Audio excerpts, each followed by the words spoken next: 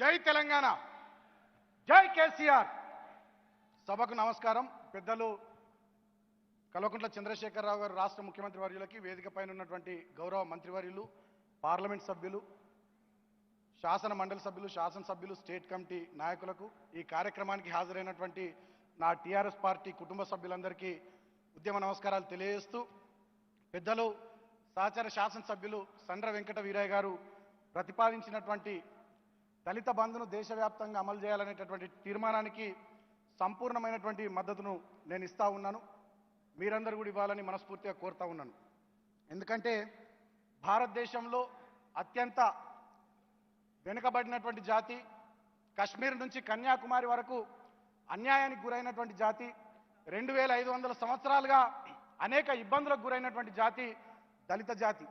ఈ దళిత జాతికి సంబంధించి గుర్రం జాషువా గారు గబ్బిలం కావ్యంలో చాలా స్పష్టంగా రాసినారు. ఒక ముక్కలో చెప్పాలంటే గుర్రం జాషువా గారు చాలా స్పష్టంగా ఒకటే మాట అన్నారు, భరతావని దళిత జాతికి బాకీ పడ్డదని చెప్పి వారు ఆనాడు చెప్పినారు. దాన్ని పూర్తి స్థాయిలో గుర్తించినటువంటి మహానుభావుడు, మహానాయకుడు భారతదేశంలో ఒక కేసీఆర్ గారు అని చెప్పడానికి దళిత బిడ్డగా నేను గర్వపడతా ఉన్నా.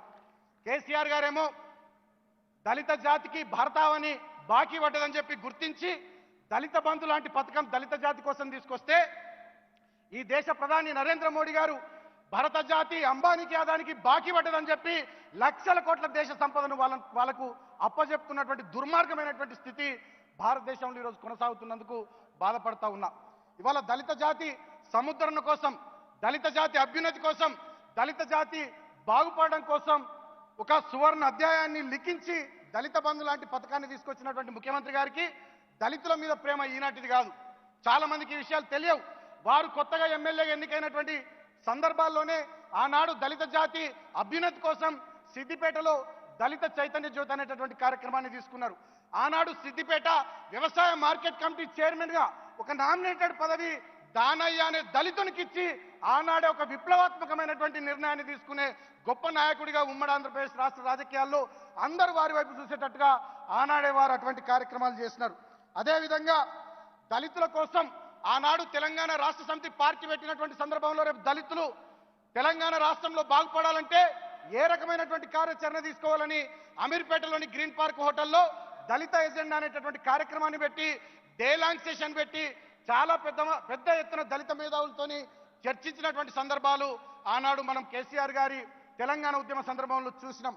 రాష్ట్రం వచ్చిన తర్వాత ఇవాళ దళితుల కోసం భారతదేశంలో ఎక్కడ లేని విధంగా గురుకులాలు, అంబేద్కర్ ఓవర్సీస్ స్కాలర్షిప్, ఆడబిడ్డ పెళ్లికి కళ్యాణ లక్ష్మి, అదేవిధంగా అనేక రకాలైనటువంటి కార్యక్రమాలు తీసుకొచ్చినటువంటి గౌరవ ముఖ్యమంత్రి గారు దళితుల పట్ల వారికి ఉన్నటువంటి ప్రేమను మరొకసారి చూపెడుతూ దళిత బంధు పథకాన్ని తీసుకొచ్చినారు.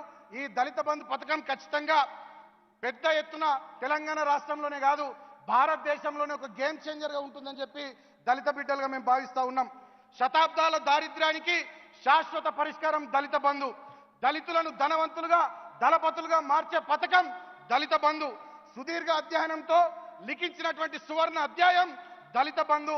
ఇది సాధారణ పథకం కాదు, సమున్నతమైనటువంటి ఆశయం అని చెప్పి సందర్భంగా నేను తెలియజేస్తా ఉన్నా. దళితుల జీవితాల్లో దళిత బంధు ఒక నవశకం అని చెప్పి ఈ సందర్భంగా నేను తెలియజేస్తా ఉన్నా. చివరిగా ముగించే ముందు దళితుల కోసం దళిత బంధు లాంటి పథకం మన ప్రభుత్వం తీసుకొస్తే, మన ముఖ్యమంత్రి గారు తీసుకొస్తే, కానీ భారతీయ జనతా పార్టీ నేతృత్వంలోని కేంద్ర ప్రభుత్వం సబ్కా సాత్ సబ్కా వికాస్ అంటది. వాళ్ళ సబ్కా సాత్ లో దళితుల స్థానం ఎక్కడ? మన్ కీ బాత్ అని చెప్పి మాట్లాడుతూ ఉంటారు నరేంద్ర మోడీ గారు. ఎన్నడూ ఆయన మనసుల్లో దళితుల పట్ల స్థానం లేదు. బేటీ బచావో అంటారు. ఉన్నావ్ లాంటి సంఘటన, హత్రాస్ లాంటి సంఘటన ఉత్తరప్రదేశ్లో కానీ, గుజరాత్లో కానీ, మధ్యప్రదేశ్లో కానీ నా దళిత ఆడబిడ్డలు అత్యాచారాలకు గురవుతూ ఉన్నారు. నా దళిత అబ్బాయిలు పెళ్లిళ్ళు చేసుకొని గుర్రాల మీద ఊరేగింపుగా పోతుంటే కాల్చి చంపబడతా ఉన్నారు. ఇవాళ దళితులను చంపడానికి ఆయా రాష్ట్రాల్లో భారతీయ జనతా పార్టీ పాలనలో వాళ్ళకు లైసెన్సులు ఇచ్చి మరి దుర్మార్గమైన పరిపాలన కొనసాగిస్తూ ఉన్నారు. కాబట్టి ఇవాళ దళితుల మీద ప్రేమ ఉందని Bharatiya Janata party నిరూపించుకోవాలంటే lip sympathy కాదు, దళిత బంధు లాంటి పథకం దేశవ్యాప్తంగా అమలు చేసే నిర్ణయం కేంద్ర ప్రభుత్వం తీసుకోవాలి.